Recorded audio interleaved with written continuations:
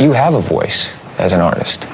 It's just getting your own confidence. I love showing up on the set and working with the writers and the directors and the other actors. I like to look at things and say, God, you know, I mean, if it didn't work, I want to know why didn't it work. What I want in a performance is I want it to be spontaneous. I want it to be now. I allow and want to hear someone's opinion. I like a challenge. I really enjoy a challenge. I've created it. I am the character, and I'm there in the moment, and whatever happens, happens. To be able to watch Newman develop a character, Hoffman, Nicholson, you know, Hackman, Duvall, and be able to see them work and then watch their rushes on things. All I can do is do my best. All I can do is give it everything that I have. I don't go, it sucks. I'm blowing it, you know? He is an American author and a filmmaker. He has been nominated for the 3 Academy Awards as well as 3 Golden Globes. He is considered to be one of the top movie stars in the Hollywood. He is Tom Cruise, and this is his top 10 rule for success. You have a voice as an artist. It's just getting your own confidence. And you find it just by doing it. By doing it.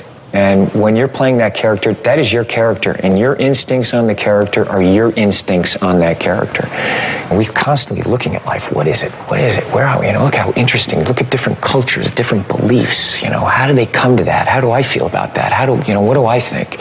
It is a daily adventure. You have your voice. It's there. Just do it. Do it. Do it. Do it. Create. You know, don't let anyone stop you from being creative. You do it. And that confidence will come. That's why I say, you know, people, there's no right way to do it. You know, there's no right way. You do have your voice. It's there. And it's a matter of you just finding that confidence. You know. Yeah, you bet.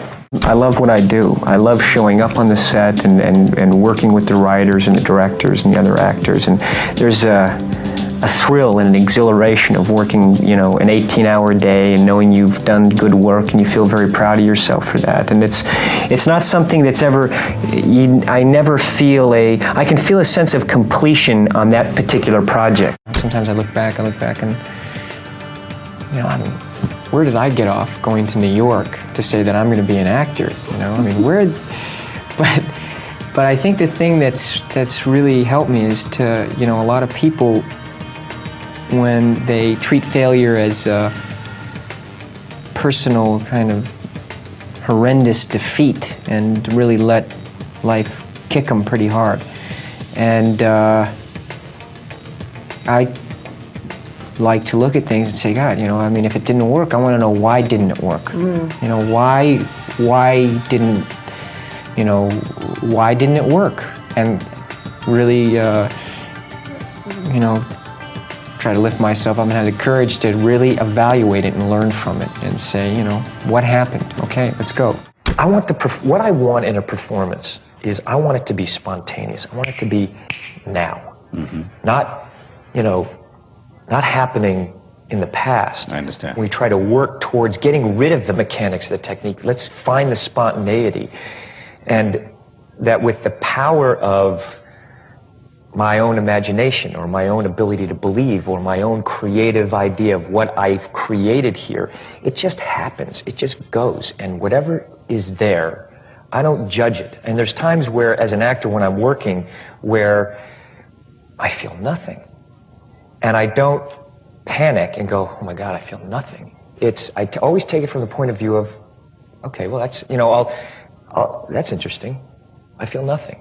Mm-hmm. As the character, I feel nothing at this moment. I don't invalidate, and once I'm there at that moment, I don't fight what's going to happen. Right. I don't try to create what's going to happen. I've done my work. It gets inside of you, so that it's there.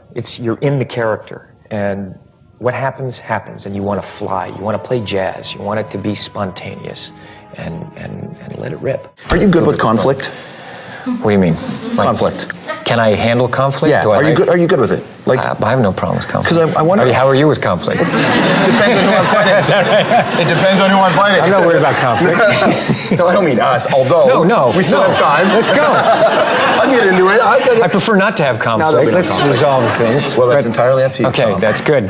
But if you worked with a director and where it's not gone well, there's been a lot of this, and I'm sure you've been making films for so long, and it's a business filled with egos and artists that it might be.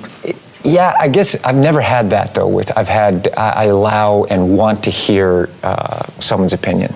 So I use writers, directors, actors, where it's, I find myself, I just listen. I want to listen and download, and so I've actually never had conflict with anyone on the set. With directors, actors, never. It depends my definition of taking chances. I mean, I like a challenge. I really enjoy a challenge, and kind of based my work on that, my life, and by a challenge I mean, an obstacle that that I feel I can overcome, but with a little excitement, and I like adventure. I really like adventure. How much of your personal experiences do you use in your craft? I create a character, and it's all about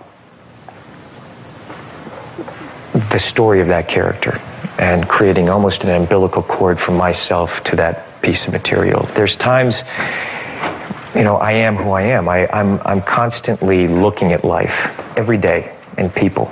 So it is my point of view, but from that character. I'm discovering this character. How does he feel about things? It's my instincts, but I don't personally kind of re-stimulate painful experiences.